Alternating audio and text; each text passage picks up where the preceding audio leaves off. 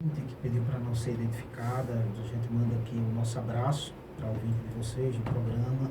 Ela pergunta sobre uma pessoa, né, na idade de 22 anos, que estaria isolado, né, em um quarto, muito acesso ao computador, ao celular, jogos, e que, pelo que eu entendi, né, as pessoas próximas já estão assim, começando a se preocupar com essa questão.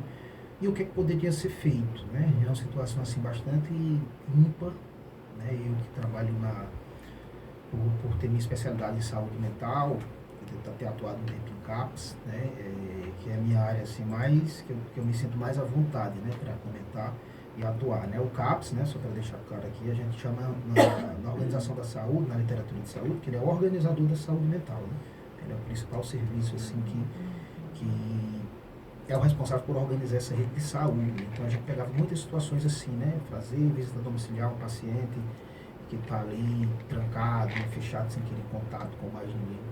É importante, assim, primeiro, muita cautela, né? Muito cuidado, né? Quando eu vi a pergunta da ouvinte, a primeira preocupação minha foi, né, de que forma acessar essa pessoa sem ser violento, sem ser agressivo. A gente precisa ter muito cuidado com isso, né? É um aprendizado que eu tenho, assim, com profissionais com os quais eu trabalhei, mais uma vez com meus mestres assim, e mestras formadores, que a gente tem que ter muito cuidado nos profissionais da saúde, às vezes para a gente também não ser violento nesse sentido, porque às vezes a conduta de saúde ela pode ser violenta, né?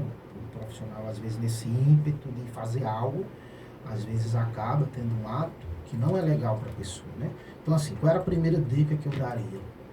Ver qual é a maneira de acessar essa pessoa, ver quais são as pessoas que ele escuta, né? Às vezes quando eu converso com a família eu falo muito assim, mas ele não me escuta.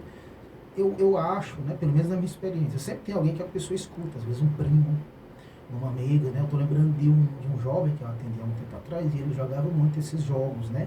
Que você joga online.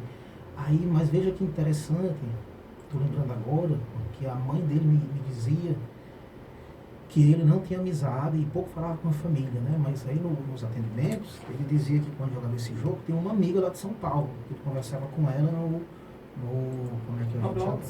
Desse Roblox, no chat, né? Que tem ali. Claro, né? Hoje em dia, né? Isso tá em discussão. Eu não vou entrar aqui em minudências, mas só para dizer, então assim, era uma pessoa com a qual ele estava tendo contato. Inclusive, eu lembro que ele me dizia assim, que ele desabafava muito com ela. Era como se fosse uma amiga de confiança para ele. Me dizia que quando estava nos momentos assim piores, desabafava com ela, né? E aí eu lembro de uma fala muito forte, que ele disse assim, que tinha mais intimidade ou contato com ela do que com os outros. Claro que existem as particularidades da terapia do atendimento ali. Ou seja, mas eu estou trazendo esse exemplo para ilustrar, né? Tente ver quais são as pessoas que ele de repente escutaria, um primo, um irmão, um amigo, um pai, a mãe, um avó, um primo, né? Para que a partir dessa pessoa, dessa ponta, uma pessoa com a qual ele tem vínculo, você consiga acessá-lo, né? E de repente convencê-lo a ir para uma avaliação profissional, né? Eu também já tive muito esse aspecto de que, principalmente o jovem, né? O adolescente, às vezes ele vai ter mais resistência, né? Porque ele vai achar uma coisa ali paia, né? Careta, aquela história, né? Não vê necessidade, aí ele se revolta, né? Briga. Mas eu acho super interessante, na minha prática com adolescentes, para concluir a pergunta aqui, a intervenção, é que a maioria deles, depois de um tempo, pelo menos na minha experiência, quase 100%, por um tempo, depois que eles iam para o atendimento, eles se impressionavam com isso, né?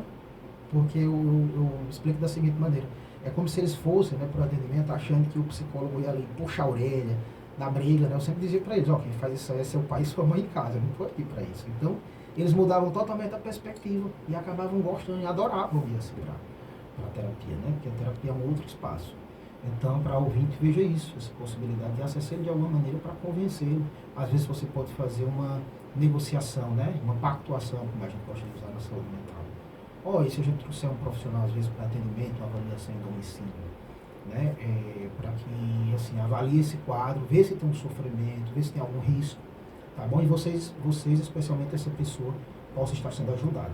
Um abraço aí, muita força para essa ouvinte. E jamais, né, doutor, fazer como